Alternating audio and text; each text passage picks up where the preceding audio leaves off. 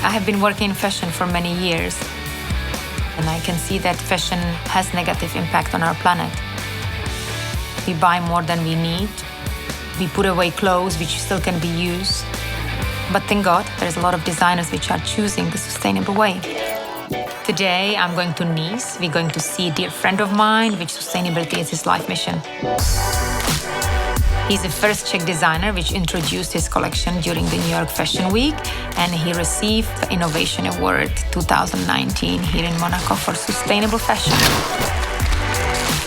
I'm so happy that today the Škoda Superb IV will take me to Nice and back with zero emission.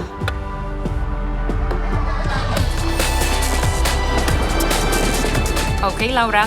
What can I do for you? Start route guidance.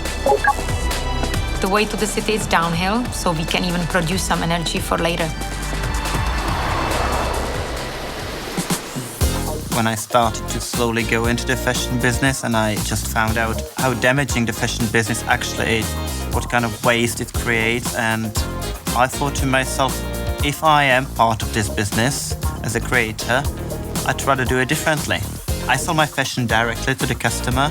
I do sometimes open a pop-up store and bring it closer to the customer so I can tell them the story.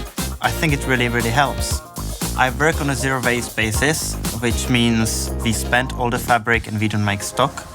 I do use organic sustainable materials, which I combine with normal fabrics, and we use upcycled and recycled materials as well.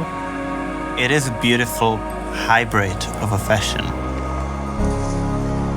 I'm so glad that exclusivity is not money anymore. It's the uniqueness of the products, it's the awareness of the product, and the fact that the thing I use and create does not actually have a negative impact on the planet.